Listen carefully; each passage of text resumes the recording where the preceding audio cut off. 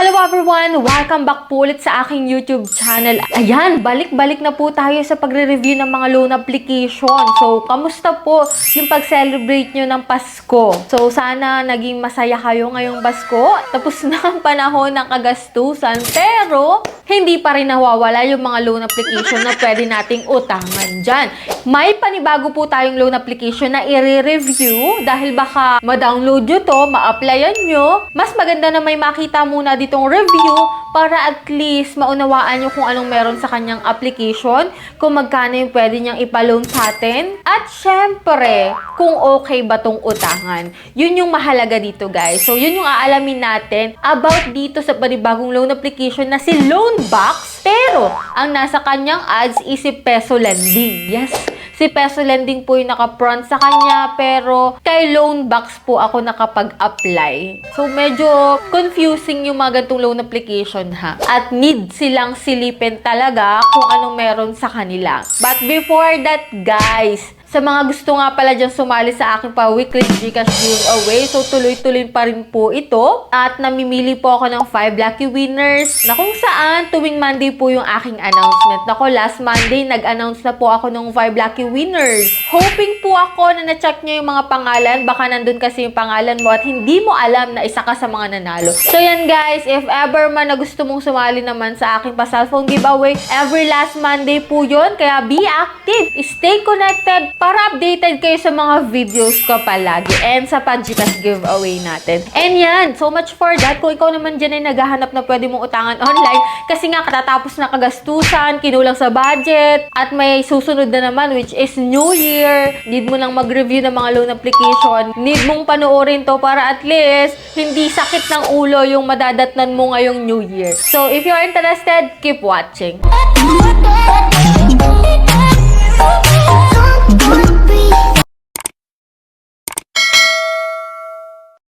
So yan, disclaimer, no, hindi po tayo agent or promoter nitong re-review natin na bagong loan application na makikita nga po sa App Store. Hindi po to available sa Google Play Store.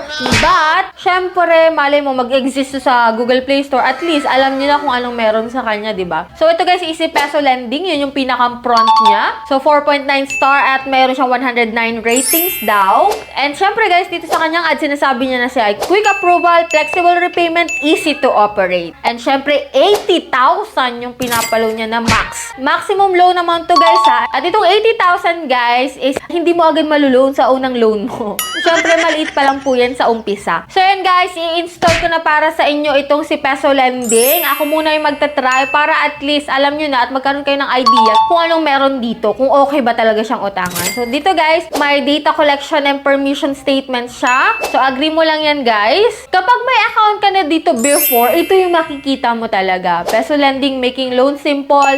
May products dito guys na Loanbox 50,000 at Pera-Ease. O diba? Ito si Peso Lending is si Pera-Ease pala before. Nag-change na naman siya ng pangalan guys. And ito nga guys, meron dito bago which is Loanbox. Yun yung in-applyan ko. So dito may 5 steps ka which is verification process to which is ID verification. Step 2 is personal information to yung mga fill upan mo dito guys. Step 3 is employment information. Step 4, emergency contact. And step 5, payment information. If ever man na gusto mong maliwanagan sa mga fill upan dito, you can check my videos about kay Pera-Ease para malaman mo. Kasi ito yung iisa lang po na loan application. Nag-change lamang siya ng pangalan. Kaya if ever man na ikaw yung nakapag-loan na kay Pera-Ease, magre-reflect po yung account mo dito kay Peso Lending. So ito nga guys, no, loan details na agad ako which is ang loan information dito at eligible amount ko is 2,000 pesos lamang. And ito nga guys, nakalagay dito na product name is Loanbox. 2,000, 0% interest siya guys sa unang loan mo. Yes po, walang interest. Pero sa service fee po siya bumawi which is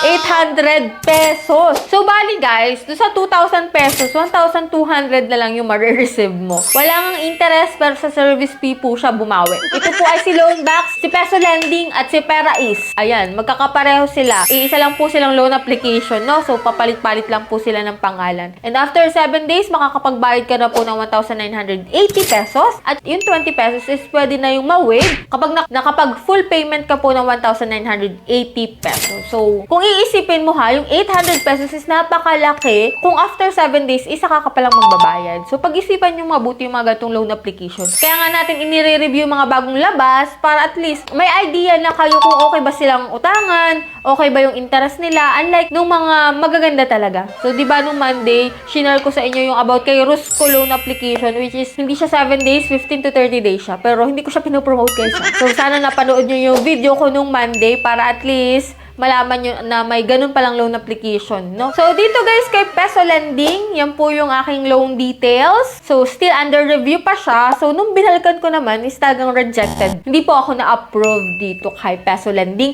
kay Loanbox at kay Perais. Nako, isang loan application lang po yan. Kaya dapat talagang binabantayan natin yung mga ganitong loan application, yung papalit-palit lang ng pangalan, para at least may idea na kayo sa mga ganitong loan application. So, that's it. Yan lang yung meron dito kay Peso Lending, na dating si Perais, na ngayon po ay si Loanbox na. Hoping ako guys na mapapag-isipan yung mabuti bago kayo mag-loan or sumubok na mag-apply sa mga bagong loan application. Manood muna kayo ng reviews para at least may idea kayo dun sa a-applyan nyo. Sa mga hindi pa dyan nakasubscribe sa aking YouTube channel, kindly click na subscribe button. On mo na rin po yung notification bell para updated ka sa ganitong usapan, lalo na sa Pag-Gcash giveaway natin and sa mga bagong naglalabasan ngayon na loan app. So, bye-bye na muna for now guys. See you on my next vlog.